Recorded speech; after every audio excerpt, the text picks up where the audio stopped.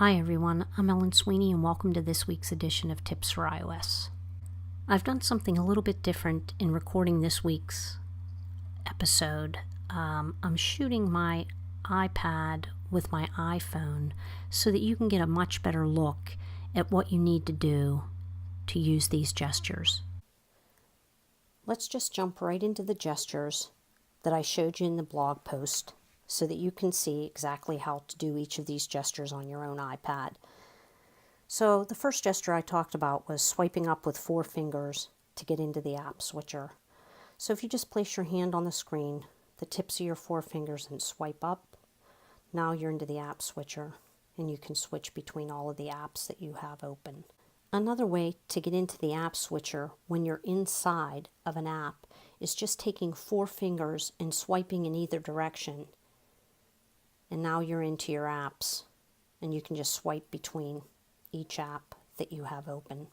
This next gesture that I'm going to show you is a way to get back to the home screen from within an app without having to touch the home screen button. So easily I could touch the home screen button and that would bring me back to the home screen. But there's an easier way to do that. So if I open an app and I place my 5 fingertips on the app and squeeze together, that's going to bring you back into the home screen. If you're within the Mail app and you're in landscape orientation, you can see the inbox panel on your left without any trouble.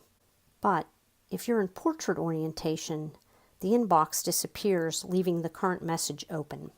So to see the inbox again, all you have to do is swipe with 1 or 2 fingers from the left to the right, and your inbox will reappear. And when you're finished, all you need to do to remove it is swipe from right to left, and the inbox disappears. And this is a great way to be able to go through your inbox quickly and get rid of the messages that you don't need.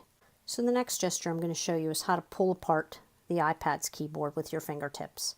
And if you've ever tried to type on the iPad's keyboard with your thumbs, you know that it's almost impossible.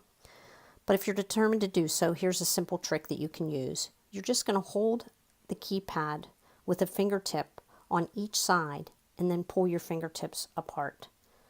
So you just slide apart. It's not easy, it takes some practice, but once you do it and learn how to do it, you'll be able to do it much quicker. And then all you have to do is slide together to bring it back together. And if you still can't manage to split the keyboard, you need to go into your settings. So you're going to go to Settings, you're going to go find Keyboard, whoops, wrong one, Keyboard, and then look for Split Keyboard, make sure that that toggle switch is turned on. This last gesture I'm going to show you is inside the Safari browser.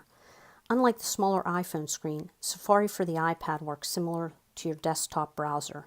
You can have many tabs open along the top of the browser, perfect for switching between sites or just closing a tab.